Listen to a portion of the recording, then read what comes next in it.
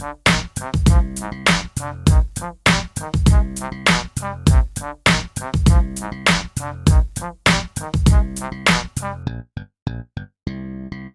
Max Xeno is the 14th entry, including ports and remakes, in the long-running Japanese RPG series.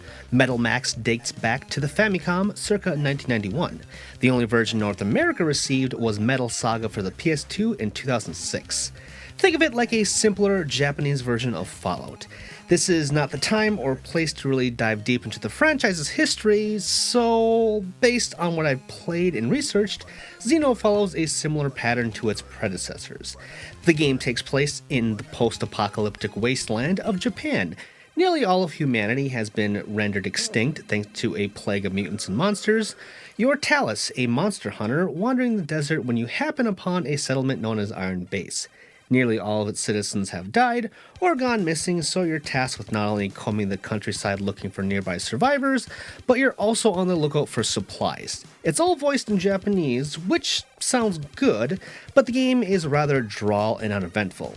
You could actually call the whole game uneventful, and on top of that, very linear and repetitive. Gameplay breaks down like this. You explore the wasteland in your trusty armored tank, looking for supplies and gear to buff yourself up to face the next boss, which is always stationed at or near the next story beat. It's pretty basic at first, but then you get the ability to explore dungeons on foot, which translates into more typical RPG combat with humans. Then you got more tanks and party members and different ways to craft gear or customize your tanks, and it all starts to really click. At least for me it did. It truly was an unending slog in the beginning that didn't really show any effort in wanting me to stick around. But it was that slow trickle of new options that made me hungry to see the next twist. It's nothing revolutionary, but what I like about Xeno is that it seems very confident in itself, if that makes sense. It knows what it is, it doesn't try to strive anywhere beyond those boundaries. Xeno is a game where combat and surrounding mechanics are key.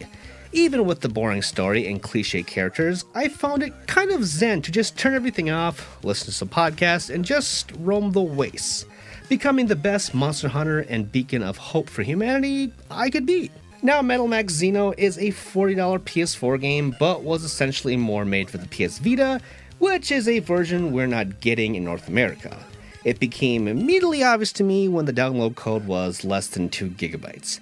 The cel-shading makes the game pop, and the monster designs are pretty unique, but it's not really a looker. As I said before, it doesn't try to be anything more than its predecessors, but that's okay. It doesn't excel at anything or introduce crazy new things for the series or RPG genre, but somehow, despite the low-rent nature, I enjoyed my time. My name is Tristan, and you've been watching ReActionExaminer, wherein I do my best to create interesting videos to entertain and educate you fine folks. Be sure to subscribe, that helped me out a lot. And if you want to check out more, be sure to read my work over on The Gamer, wherein I write fun little listicles. You can also drop by my personal website, GameJerk, wherein I post other articles and reviews. All these links and more can be found in the description below. Thanks, and see you all next time.